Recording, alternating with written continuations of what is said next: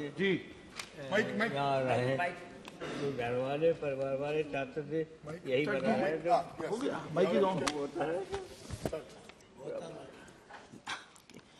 Sir, the previous speaker had very rosy glasses, and unfortunately, because of the tint, he's not able to see the truth.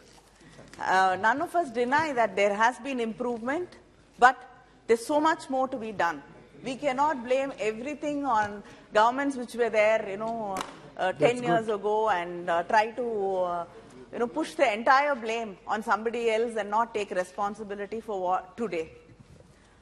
So the infrastructure is always built by the government in all major economies, and today when we talk about the economic survey, it says that if we invest 1 rupee in the railway, it generates 5 rupees in the economy. This is a clear advantage in investing public money in the railway infrastructure. Yet the union government has been neglecting the railway sector time and again. And the railway budget is primarily funded from 3 different sources: budgetary support by the union government, the extra budgetary resources, and its own internal resources. But the budgetary estimate for 22-23 is 2.45 lakh crores, and the budgetary estimate for the previous year was 2.15 lakh crores.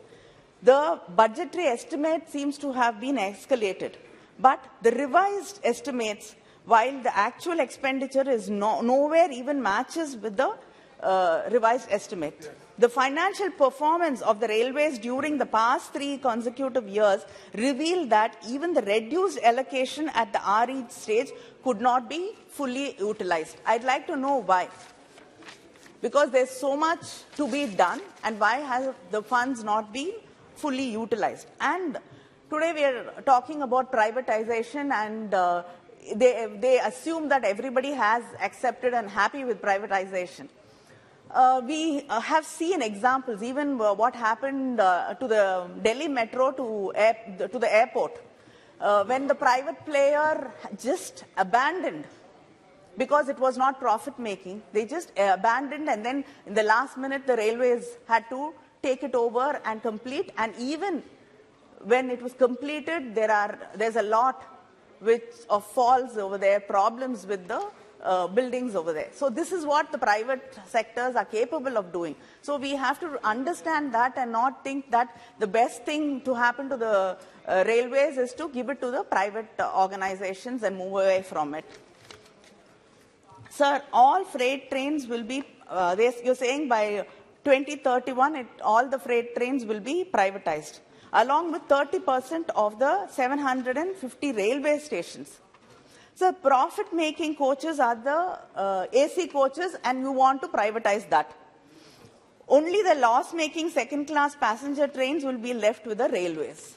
And interestingly, the private player just has to invest in running the trains. The driver, the guards, and the tracks were all from the railways. The railways will also maintain the station, while the bookings will be done by the Indian Railways Catering Tourism Corporation or the IRCTC. This means that the Indian Railways will only run loss-making passenger trains, while all the profit-making trains will be operated by the private sector. As the profit is only from AC trains, the railway losses will increase by this. So why are we doing this? Why are you just taking over losses and giving away all the profit-making things? Family silver. Yeah, exactly. You're just giving away the family silver to the private players, and we've seen what the private players do. They do not take up the responsibility when they do not see profits. They just abandon the project and leave.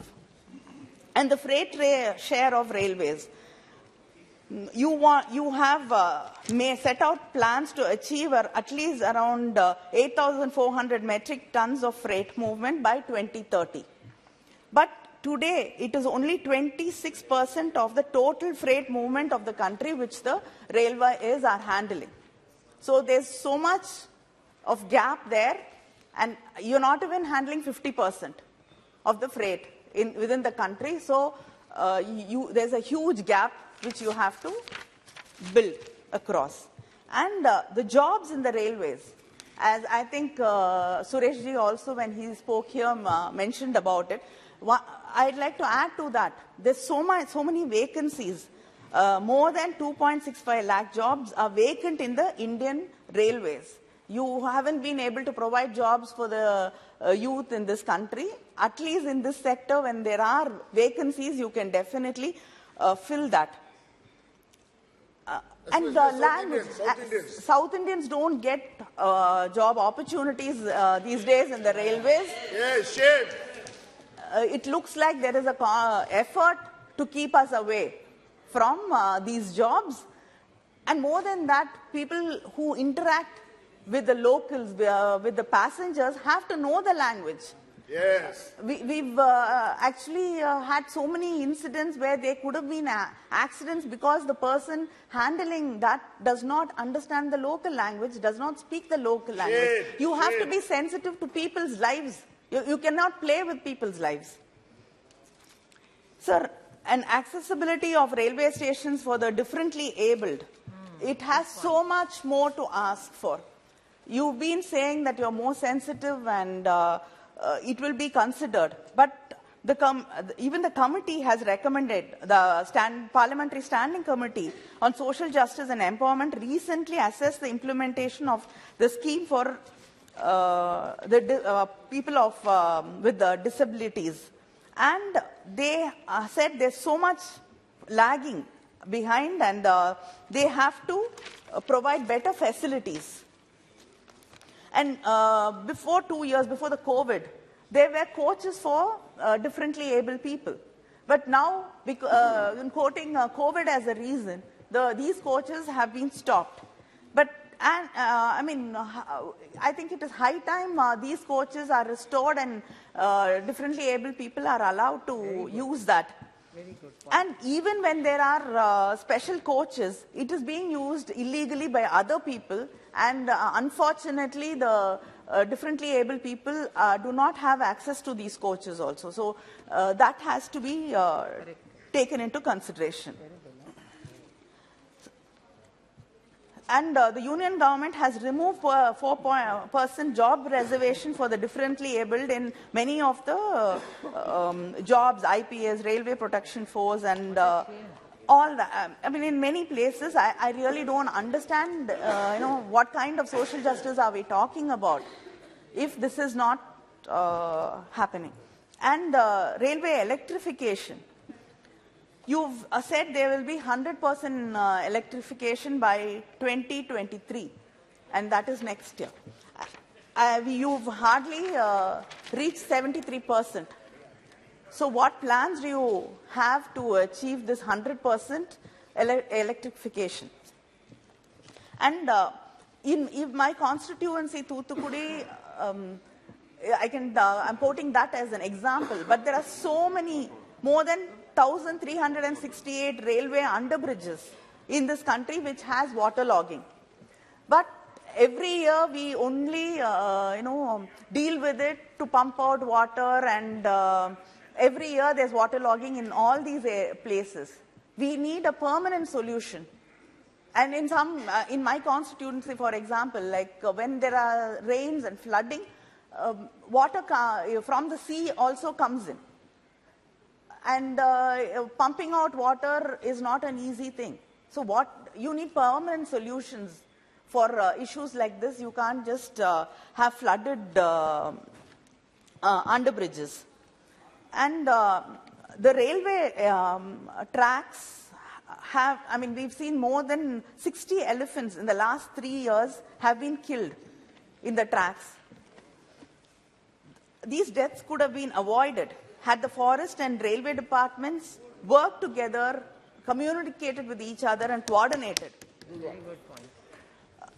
And the CAG report has even said that the basic signage is not available, and there is nothing to alert the loco pilots that it is an elephant crossing area and they have to be slow, and they're not sensitized, there's no training for them. At this rate, if it goes on like this, I think in a decade or so, we will, not have elephants in this country. And railway safety, again, much was said about the railway safety. More than 13,000 train accidents across the country have killed nearly 12,000 railway passengers last year.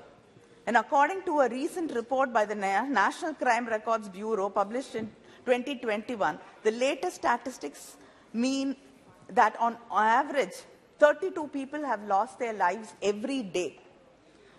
This is a shame, and I think we have to think about the families of the lives which have been lost, and definitely something has to be done to ensure that there is safety, and we've seen so many accidents in railway crossings also.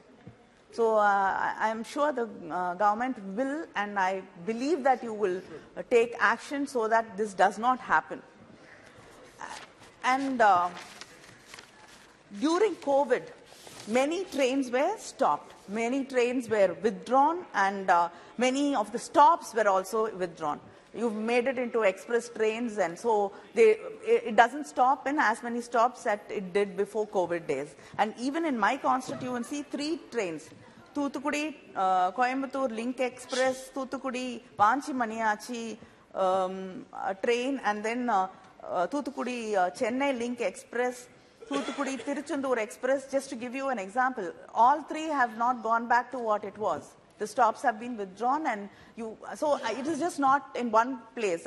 In many places there are, I think even in Kerala and Throughout India. Throughout India, there are, a lot of people depend on trains still. Even if you want to neglect it and give it away to the corporates, I think still people depend on the trains, and we have to revive these stations and stops. And the last thing I like to raise is that many people have noticed and even observed that there is a big difference between the coaches in the northern part of India and the southern part of India. Our coaches seem to be worn out and in very bad dilapidated conditions, and water leakage, and it looks very unsafe. We don't get new coaches at all. Because we have ordered for you. The conduct coaches are giving to Yes. That is what many people are heard, that we get very bad condemned coaches over here. And the budget allocated for 22-23 for new lines to the Southern Railways is only 59 crores. 59 crores to the Southern Railways, and the Northern Railways is 13,200 crores. What? Shame. In the last 4 years, the centre has made 101 times higher budgetary allocation for new railway line projects in the Northern Railway and in the compared to the Southern Railway. The budgetary allocation for new railway lines in the Southern Railway in the last 4 years from 2019-20 has been nearly 308 crores only. But for the Northern Railway, it is 31,008 crores. Shocking. The Rameshwaram Dhanushkodi new line project has received an outlay of 59 crores. And that is, the new line project is 17.2 kilometers. And they've only given 59 crores. And the outlay for Madurai Bodinayakanur doubling project is only 125 crores. The gauge conversion project between Tiruchirappalli, Nagpur, Karaikal with the extension of Velankanni to Tiruthirai include new material modification of, but the new line is only allocated 121 crores. So there are many more in the list which I can read out, and I have also met the previous railway minister and the present railway minister. We've all given them a list of representation and requests from our constituencies. but hardly anything has been done. So I request the minister to look at the disparity and the differences between what is being given to the Northern Railway and how the South is being treated. I think this is one country. I mean, you keep talking about India being one country. So I think railways, one nation. Railways also has to understand that it's one nation. And our allocations have to be increased, and the trains which have been stopped and the stations which have been stopped have to be revived, because people are suffering a lot. And I think the coaches and the stations in South have to be improved. Thank you. Thank you. Very good, very good, very good. PM கேருக்கும் இங்கே எந்த தெளிவுரையும் கிடையாது. நமோ ஆப்புக்கும் எந்த தெளிவுரையும் கிடையாது. ஒரே ஆப்புக்குள்ள கட்சிக்கான வசூலும் நடக்கிறது, மத்திய அரசாங்கத்தினுடைய திட்டங்களுக்கான வசூலும் நடக்குது. ஒன்று கட்சிக்கான வசூலுக்கான திட்டம் நடந்தால் அரசனுடைய திட்டங்களுடைய வசூல் நடக்கக்கூடாது. அரசனுடைய திட்டங்களுடைய வசூல் நடந்துச்சுன்னா கட்சிக்கான திட்டம் நடக்கக்கூடாது. இந்த ரெண்டுமே சேர்ந்து நடக்குது. அதிலும் இங்கே ரொம்ப குறிப்பாக பார்த்தீங்கன்னா இடையில நான் ஒரு வீடியோ பார்த்தேன். மோடியுடைய காலை காட்டுறாங்க.